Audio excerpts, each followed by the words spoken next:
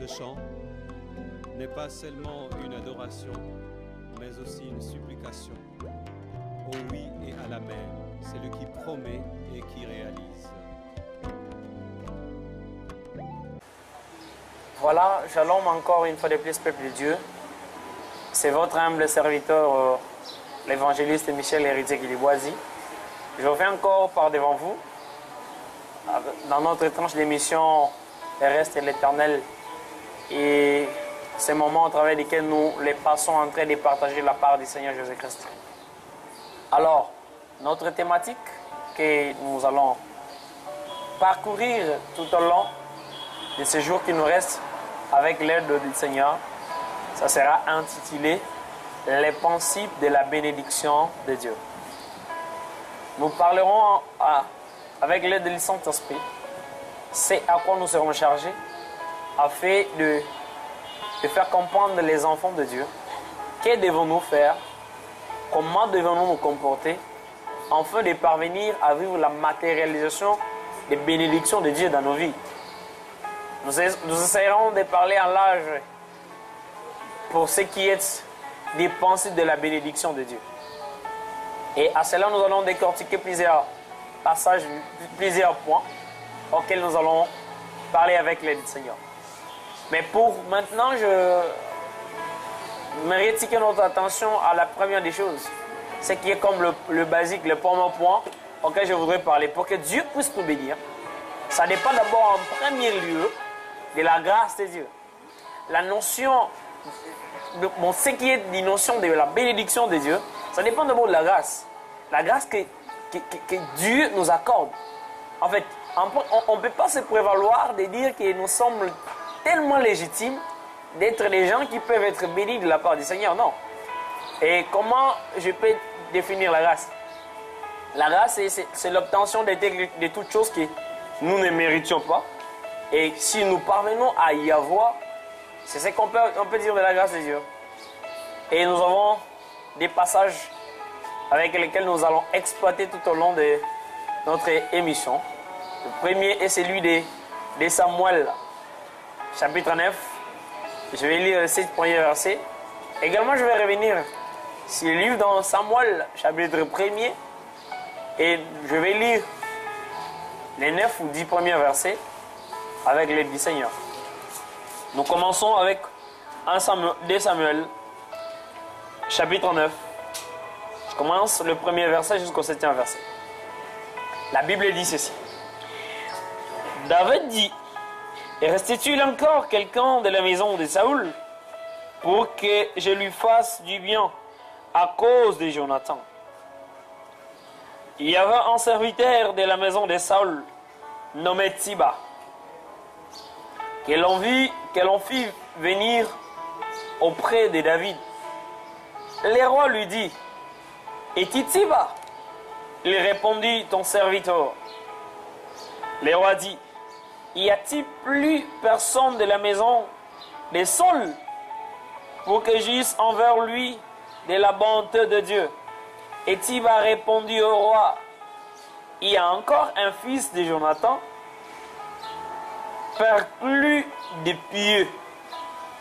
Le roi lui dit, où est-il? Et Tsiba répondit au roi, il est dans la maison de Makir, fils d'Amiel, à Lodébar. Le roi David l'envoya chercher dans la maison de Makir, fils d'Amiel, à Lodébar. Et Mephiboshet, fils de Jonathan, fils de Saul, vint auprès de David, tomba sa face et se prosternant. David dit, Mephiboshet, il répondit, mais voici ton serviteur. David lui dit, ne crains point, car je vais te faire du bien. À cause de Jonathan, ton père, je te rendrai tous les restes de Saul et ton père, et tu mangeras toujours à ma table. Parole du Seigneur. j'avais dit que nous allons parcourir des versets. Les premiers versets que nous allons de lire, c'est celle de Samuel, chapitre 9, les 7 premiers versets. Ici, on nous présente l'histoire d'un jeune homme. Il s'agit ici des personnages de ce texte. Il s'agit ici de David. On nous parle de Tiba, on nous parle de Makir, on nous parle de Mephibosheth. Mais c'est lui à qui la grâce est adressée en ces lieux. Il s'agit de Mephibosheth.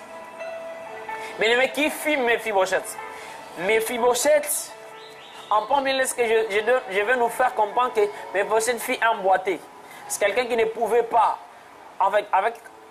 au travers de son infirmité, la loi qui a été surgie en Israël, c'est que quand David a eu à conquérir le pouvoir, si vous lisez 2 Samuel chapitre 2, vous allez voir qu'il s'est rencontré avec des boiteux qui se sont levés contre David. Et il a opté une loi en disant que désormais les aveugles et les boiteux iront à l'Odébar. Ils n'auront plus accès à accéder là où tout le monde pouvait vivre au capital. C'est-à-dire, Mephibosheth, c'est un rejeté. C'est quelqu'un qui a été condamné par la loi. Ce que je vais dire à quelqu'un au travers de ces messages, que la grâce vient pour t'immuniser là où la loi t'a condamné. Même s'il y a des principes, il y a des suggestions qui étaient optées dans ta famille. Même si tu fais partie d'une famille à qui on a dit que les jeunes hommes ne pourront jamais réussir, je t'annonce et je te déclare à travers ces messages que tu seras élevé, tu seras béni, tu seras riche, tu seras prospère au nom précieux du Seigneur Jésus-Christ. En fait, la grâce que nous avons, la personne de Jésus qui est mort sur la croix de Golgotha, il est venu pour abolir ces lois qui surgissaient sur nous. Je me suis informé à une personne que la grâce de Dieu vient pour abolir les lois. C'est ce que je te disais tantôt. Parce que c'est David lui-même qui a établi la loi en disant que personne ne boiteux ni aveugle ne peut plus accéder au capital là où moi je vis. Pourquoi? Ce sont des gens qui se sont levés en inimité avec David. Et David s'est décidé, il s'est dit non. Désormais ces gens ne peuvent plus y être là où moi je règne. Mais tu peux être là, la famille t'a abandonné, on t'a dit désormais, c'était même ton père qui était le propriétaire des biens. Mais les membres de la famille sont venus s'accaparer en disant personne ne peut plus venir ici. Je t'annonce qu'il y a la grâce de Dieu qui va te localiser, qui va te repositionner, qui va te donner encore ce statut que le monde a ôté de toi. Oui, je viens t'annoncer, je prie et je le déclare sur ta vie. La grâce de Dieu va venir te positionner là où le monde t'a dépositionné. C'est-à-dire, les statuts que tu avais auparavant, à qui le monde est venu et t'a dessus de cela. Au travers de ces messages, je vais t'annoncer que Jésus-Christ va te restaurer. Il va te rétablir. Ce travail que tu avais. Mais les lois de ce monde ne t'ont pas permis d'y demeurer en ce poste. Je t'annonce par ce message que la grâce va te repositionner. Oui, ce mariage, tu l'auras. Le Seigneur fera en sorte que, même si ils ont pu monter combien que ton mari puisse te quitter, mais je t'informe que la grâce va lui faire revenir vers toi. Et tu vivras la stabilité dans ton foyer. Tu vivras une aisance dans ton couple comme plus auparavant. Parce que Dieu décide de faire voir ta grâce, sa grâce sur ta vie, et toi, tu seras rayonné de grâce. La Bible me dit qu'une fois que la grâce est surgie sur Mephibosheth, et il n'était plus quelqu'un qui pouvait vivre à l'Odébar, mais il devrait revenir vivre au palais royal. Non seulement qu'il est vivre au capital, mais il va monter et revivre au palais royal là où il était. Il y a des gens qui se posent des questions. J'avais une bonne vie. C'est pas comme ça que moi j'ai mené ma vie. En fait, j'étais à l'aise. Comment les choses se sont tournées mal vers moi. Il y a des gens qui se disent, il y a des situations, des phénomènes qui se sont seulement faits pour moi, afin que je sois dans des conditions pareilles pour que je ne puisse plus me retrouver. Tu commences à te dire, est-ce que je peux même parvenir à vivre dans des miettes? Bien-aimé, laisse-moi te dire que l'amour de Dieu est comme l'enfant prodige.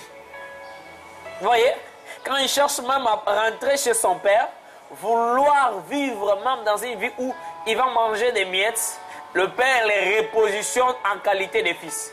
Moi, je t'annonce et je te déclare que comme tu rêves même parvenir à vivre les miettes de ce que tu vivais, mais je t'annonce que Dieu va te repositionner. Dieu va te stabiliser. Dieu va t'amener encore à ce stade où il avait déclaré, où il avait décidé de vivre avec toi. C'est ça la grâce de Dieu que je veux venir t'annoncer. Mais, hélas, je te disais que la grâce est quelque chose que l'on obtient sans notre effort. La grâce, c'est quelque chose que l'on obtient et qu'on n'y méritait pas. La grâce, c'est quelque chose qu'on obtient à qui on ne pouvait pas s'entendre. Oui, quelqu'un comme Nephi-Bosheth ne pouvait plus s'entendre parce que son père n'était plus roi. En fait, leur famille était privée de la royauté. C'est une autre famille qui était appelée désormais à régner. Il n'avait plus l'accès à se prévaloir quelqu'un qui pouvait être immunisé par la loi parce qu'il n'était plus de la famille royale.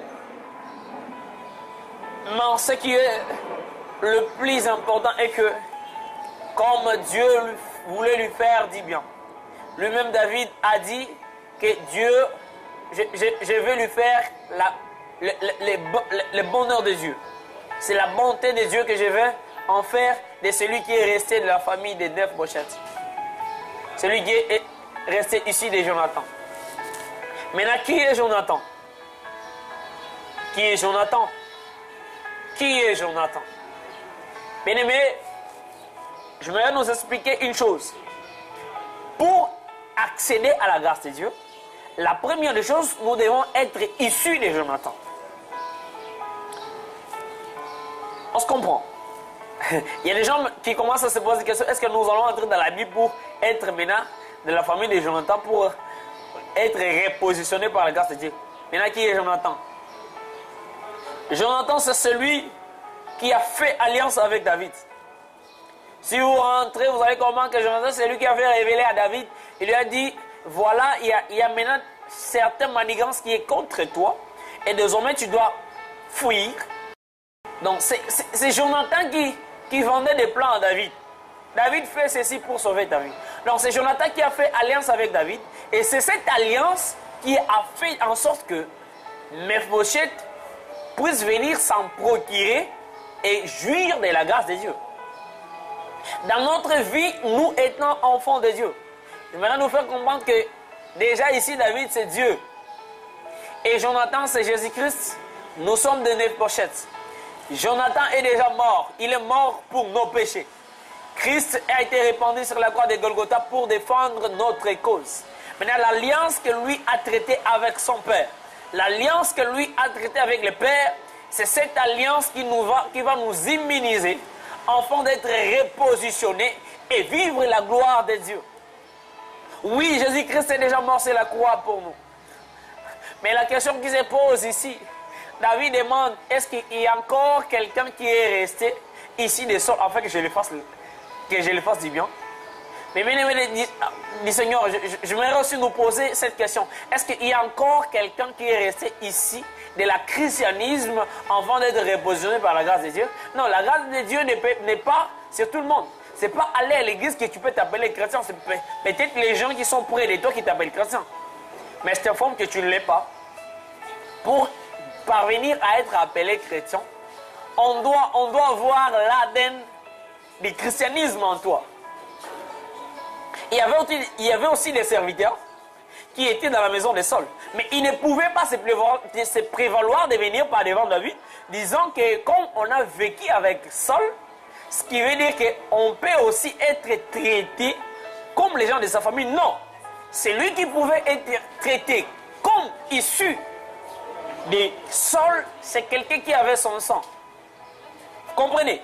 Donc, pour être traité comme étant ici venu de Dieu, nous devons avoir son ADN. Son ADN, ce sont ses commandements. Ce sont les prescrits du Seigneur. Bienvenue dans le Seigneur, pour avoir la jouissance de la grâce de Dieu, nous devons d'abord être des gens qui sont ici de la famille royale. Ça veut dire nos comportements, nos aptitudes doivent démontrer que notre ADN, nous sommes ici du Seigneur. Nous appartenons à Dieu. Notre conduite doit se démarquer avec celle des autres. Et cela va prouver que nous appartenons à Dieu. Détrompe-toi. Si tu estimes que la grâce vient comme ça, non, ça ne vient pas comme ça. Certes que David pouvait chercher quelqu'un à qui il devait faire la grâce, mais il demande, est-ce qu'il y a quelqu'un issu des familles de Jonathan? Est-ce qu'il y a encore quelqu'un qui reste dans les prescrits du Seigneur? Malgré tout ce que la technologie pouvait nous amener ou l'évolution de ce monde, est-ce qu'il y a encore des gens qui peuvent se dire que non, moi je reste dans la justice? Malgré cette corruption qui est partout, qui est devenue quelque chose qui est légalisé de tout le monde. Malgré ces moments que nous traversons, auxquels les débauches a pris l'ampleur, l'impédicité n'a plus de tabou. Est-ce qu'il y a des gens qui restent encore dans ce moment-là de concevoir la pensée de Dieu? Cet ADN du Seigneur reste encore chez qui? C'est envers toi que je viens au travers de ces vidéos pour te dire que désormais tu jouiras de la grâce de Dieu. Pour jouir la grâce de Dieu, la première chose à faire, c'est d'abord incarner l'ADN du Seigneur dans nous. Je vous dis qu'il y avait beaucoup de gens qui ont même vécu avec Saul. Ça veut dire qu'il y a beaucoup de gens qui viennent même à l'église. Mais celui qu'on cherche, c'est celui qui a l'ADN de Jonathan. Celui que Dieu cherche, c'est celui qui a l'ADN de Christ, afin qu'il puisse trouver grâce au devant de Dieu. Dieu cherche qui faire la grâce, mais cette grâce va s'imaginer à qui? Celui qui reste selon les prescrits du Seigneur Jésus-Christ. Pourquoi se livrer dans les plaisirs de ce monde? Pourquoi se livrer dans les envoûtements de ce monde et ne pas rester affermi, connecté, branché à ce que nous dit notre Seigneur? Non, on n'aura pas la grâce de Dieu.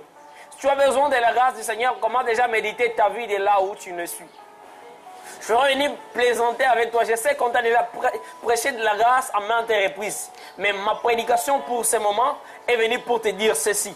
La grâce de Dieu, si cela vient dans ta vie, c'est pour que toi, que tu puisses te reconnaître que tu es. Cet ADN du Seigneur, si tu les gardes encore à toi, cet ADN-là, les comportements dignes de celui qui appartient au Seigneur, désormais Dieu va te faire grâce. Est-ce que tu peux commencer déjà à te repentir? Ce que je disais tantôt quand je prêchais à l'église, beaucoup de gens, ils ont des convictions qu'on les a fait comprendre par des religions en pensant que la repentance, c'est venir par devant quelqu'un et envers qui nous devons confesser nos péchés, lui dire tout ce qu'on a fait de mal et c'est ça qu'on appelle repentance. Non, c'est pas ça la repentance. C'est pas ça. La repentance, c'est une décision de se dire que non, je marchais dans le mal, désormais j'arrête et je me détourne du mal pour marcher dans le bon. Comment déjà te repentir? Et c'est là où tu auras l'ADN du Seigneur et la grâce de Dieu va s'immerger dans ta vie. Et vous voyez, quelqu'un qui a la grâce de Dieu a toujours le faveur devant les yeux des hommes. C'est ce que la Bible dit quand Joseph arrive, et il arrive devant Potiphar, il a déjà faveur devant les yeux de Potiphar. Et Potiphar constatait tout simplement la grâce de Dieu. Non, ce n'est pas Potiphar qui donnait cette autorité à Joseph. Mais il constatait seulement que toute chose qu'on met devant les mains de ces jeunes hommes progresse, ça aille de l'avant. Il a constaté, il dit non, je dois encadrer cette grâce. Malgré tout ce que la femme de Potiphar pouvait faire sur Joseph, tellement qu'il avait la grâce de Dieu, même en prison, il sera encore consacré, chef. Bien-aimé, vis ta vie de consacration. Cela va te permettre à être immunisé, à vivre la grâce de Dieu dans ta vie. la grâce de Dieu. Je suis en train de parler de la grâce de Dieu. Mais il y a encore une histoire dans la Bible qui m'a tellement tiqué. C'est une histoire que nous connaissons tous. Je vais la lire. C'est en 1 Samuel chapitre 1er. 1 Samuel chapitre 1er. Je vais lire les 9 premiers versets et je vais expliquer. Ici, il s'agit de l'histoire de Anne. Vu le temps, je vous conseille de lire. Mais vous allez comprendre que ici, la Bible nous décrit une personne qui est Anne. D'abord, au préambule, la Bible dit ceci. Il y avait un homme qui était dénommé Elkana. Elkana qui avait ses 2 femmes. Suivez-moi attentivement. Il y avait Pénina de l'autre côté et Anne de l'autre côté. Il aimait plus Anne. Comprenez, retenez cela. Il aimait plus Anne. Pourquoi? Je vais te dire le pourquoi. Et quand il vivait avec Anne et Pénina, quand il montait vers les montagnes, afin d'aller offrir à Dieu, la Bible me décrit qu'il donnait double portion de ce qu'il donnait à Pénina qui avait des enfants. Il donnait double portion à Anne qui n'avait pas d'enfants.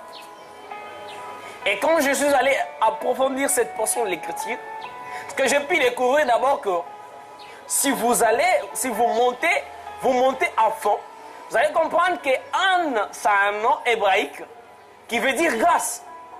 Oui, le nom de Anne signifie la grâce. Mais comment il ne parvenait pas à vivre la grâce de Dieu? Alors j'ai 3 astuces avec moi que je vais conclure. Comment activer la grâce de Dieu dans ta vie? Il y a déjà quelqu'un qui s'est demandé, moi aussi je suis comme ça, mais je vis la parole de Dieu. Je vis selon la conformité de la parole. Mais pourquoi je ne vis pas la grâce? La grâce active aussi.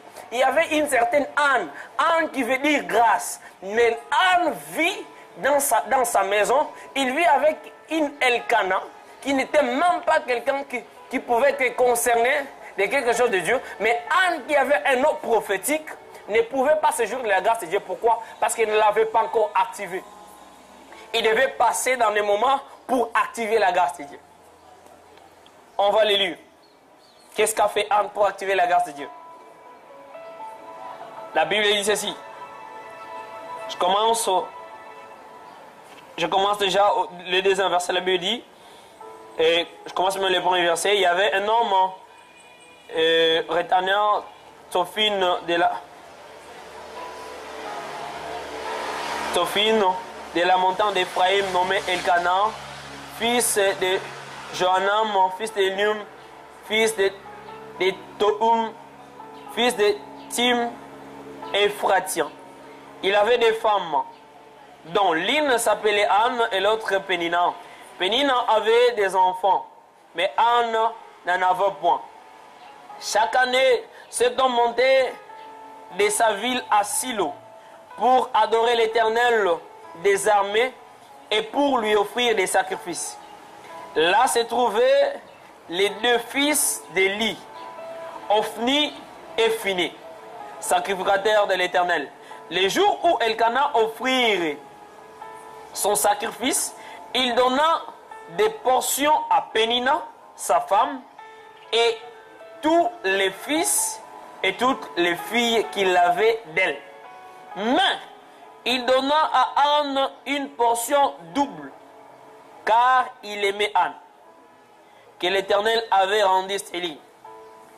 Sa rivale lui rendait des mortifications pour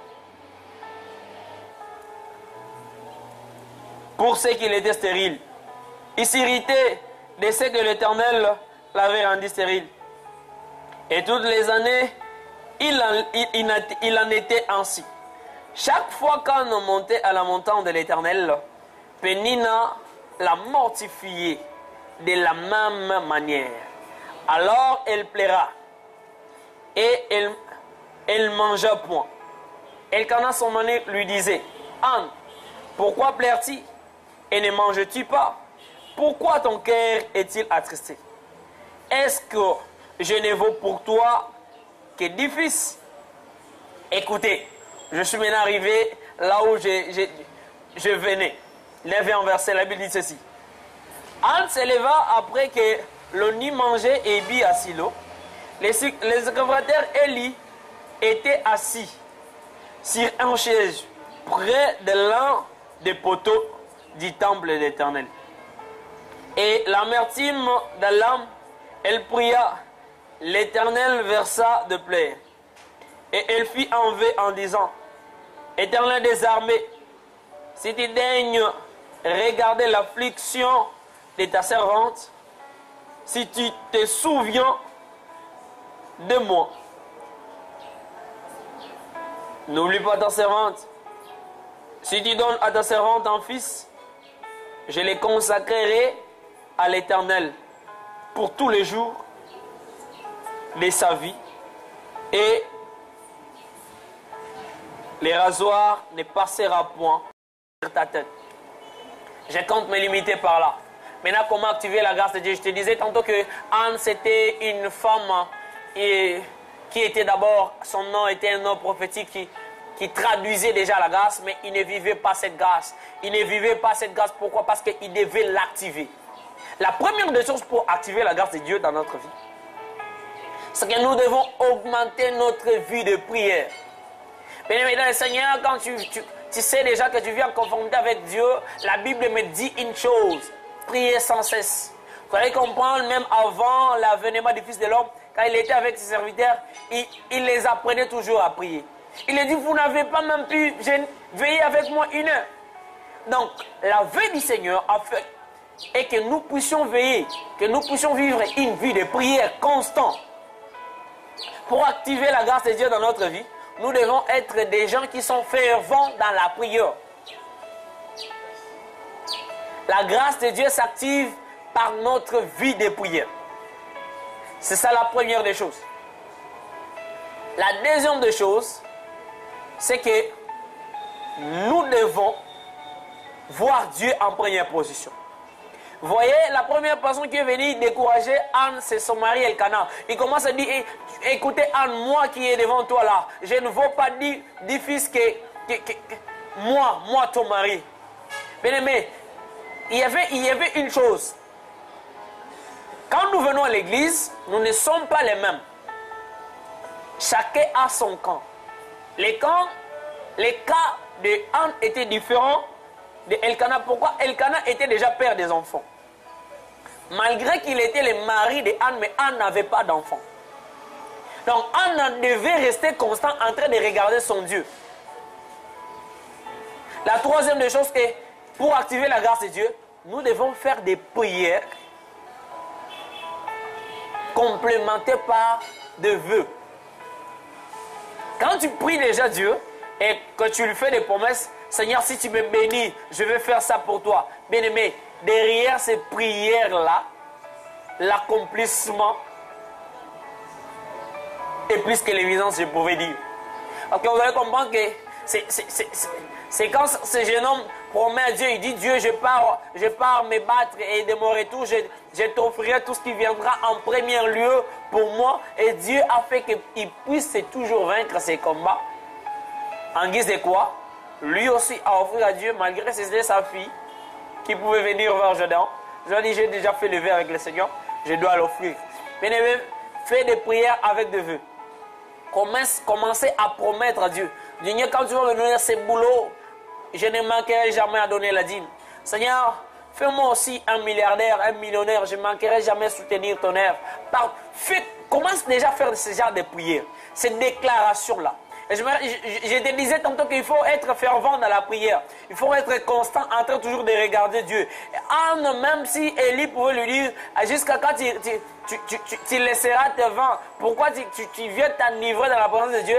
Anne ne pouvait pas voir même les sacrificateurs. Il reste constant dans la prière. Il reste attaché à la prière jusqu'à ce qu'il verra la gloire de Dieu. Et il ne suit même pas les sacrificateurs. Il dit, c'est pas l'ivresse qui me fait ça. Mais c'est l'affliction qui est dans mon corps. Ce que la Bible dit, la Bible parle en Jacques, si ma mémoire est bonne, Jacques chapitre 4, verset 9, la Bible dit que quand tu es dans la souffrance, il faut réfléchir. Il faut sentir ta misère. La Bible dit en Job, chapitre 5, verset 6, la Bible dit ceci, que la souffrance ne gêne pas du sol. Ça a de l'origine. Certainement, il y a quelque part que cela a commencé. Et ça demande juste que tu sois fervent dans la prière, que tu puisses plus te donner à consacrer ta vie de prière et tu verras la gloire de Dieu. Je vais prier avec toi, je vais prier avec toi. Je cite en train de faire une prière avec toi. Mais la prière que je vais commencer à prier, je vais d'abord, avant que je puisse commencer à prier, je fais un appel. L'appel que je fais, c'est quelqu'un qui veut vivre la grâce de Dieu. Je te dis en premier lieu, pour vivre la grâce de Dieu, tu dois appartenir à Dieu. Tu dois abandonner cette vie de péché, être consacré au Seigneur. Est-ce qu'il y a quelqu'un qui est prêt à abandonner tout et être attaché du Seigneur? Je vais prier ensemble avec vous. Et dans Dieu de gloire, je laisse la vie de mon frère, ma soeur, avec lui qui a entendu ton message, mon Dieu, et il s'est décidé de tout abandonner, de t'appartenir, toi, Seigneur Jésus-Christ de Nazareth. Seigneur, j'aimerais que tu sois le Dieu de sa vie, que tu te manifestes puissamment. Il veut vivre ta grâce. Seigneur, il abandonne le monde afin de t'appartenir. Seigneur Jésus, révèle ta grâce dans sa vie. Fais-le rayonner de ta grâce partout où il passera, qu'il soit rayonné de ta grâce et qu'il ait toujours des faveurs aux yeux des hommes. La deuxième catégorie des gens que je vais prier avec sont des gens qui cherchent à vivre la grâce de Dieu. Des gens qui vivent dans la présence de Dieu, mais qui veulent activer cette grâce de Dieu. Je vais prier ensemble avec vous. Seigneur, je prie en faveur de mon frère et ma soeur. Ça fait des temps et autres. Il y a des prophéties qui ont été dites dans sa vie. Seigneur, il y a des gens qui ont parlé de lui. Seigneur, on lui a prédit de bonnes choses à qui il ne parvient pas à les vivre. Mon Dieu, je prie que tu lui donnes encore la force de rester fervent dans la prière. Parce que la solution que tu as prévue pour lui n'est cachée que dans la prière. Mon Dieu, donne-lui encore la force de demeurer dans sa présence, afin de vivre cette grâce que tu as réservée dans sa vie. Christ Jésus, j'aimerais que tu puisses l'amener dans des moments favorables où il va vivre ta présence et que ta grâce rayonne dans sa vie. Père éternel, voilà sa prière. Il commence déjà à prier. Seigneur, il commence à faire une prière avec des promesses. Il te promet, Seigneur Jésus, quand tu vas les bénir, il sera toujours à toi. Il te promet, mon Dieu, quand tu vas lui donner ses boulots, il sera fidèle dans ses dîmes. Seigneur, il te promet quand il va émerger dans ses commerces. Seigneur Jésus, il sera fidèle dans tes dîmes et des offrandes. Mon Dieu, bénis-les. Bénis-les par ces vœux qu'il fait par devant toi. Bénis-les. Établis ta fidélité, toi, les dieux de la Bible. Manifeste ta grandeur, toi, le Tout-Puissant. Par le précieux nom du Seigneur Jésus-Christ de Nazareth. Amen. Voilà, très chers bien-aimés dans le Seigneur, c'est votre étrange de l'émission Les Restes de l'Éternel. Nous sommes divisés sur les antennes d'Espoir Télévision. Par la grâce de Dieu, Dieu nous a fait grâce. On s'est côtoyé avec un homme de Dieu. C'est déjà Patrick qui nous a fait faveur de passer par devant vous pour vous faire parvenir ces messages. Nous sommes aussi diffusés sur notre chaîne YouTube Équipe TV. Pour ceux qui ne le savent pas, abonnez-vous massivement à d'autres tranches d'émissions et d'autres vidéos avec lesquels nous partageons la part du Seigneur. Vous allez trouver là-dessus. Notre numéro de contact, c'est plus 243 82 711 41 82. Je disais plus 243 82 711 41 82. Sur Facebook, ceux qui veulent nous écrire sur Facebook, notre adresse, notre page officielle, c'est Héritier Kiliboisi Michel. Quand vous allez écrire, nous serons en contact. Sur Instagram, c'est Michel Héritier Kiliboisi. Ceux qui sont sur Twitter, écrivez-nous également, c'est Héritier Michel. Nous nous battons à être toujours connectés. Les numéros qu'on vous a confiés, ça y est aussi sur WhatsApp. Notre adresse mail, c'est herimichel3@gmail.com. Que Dieu vous bénisse. Nous serons encore là. Notre thématique que nous avons commencé aujourd'hui, le principe de la bénédiction de Dieu. Aujourd'hui, nous avons exploité seulement la grâce. Les jours à venir, avec l'aide du Seigneur, on aura à exploiter d'autres choses. Que Dieu vous bénisse. Shalom.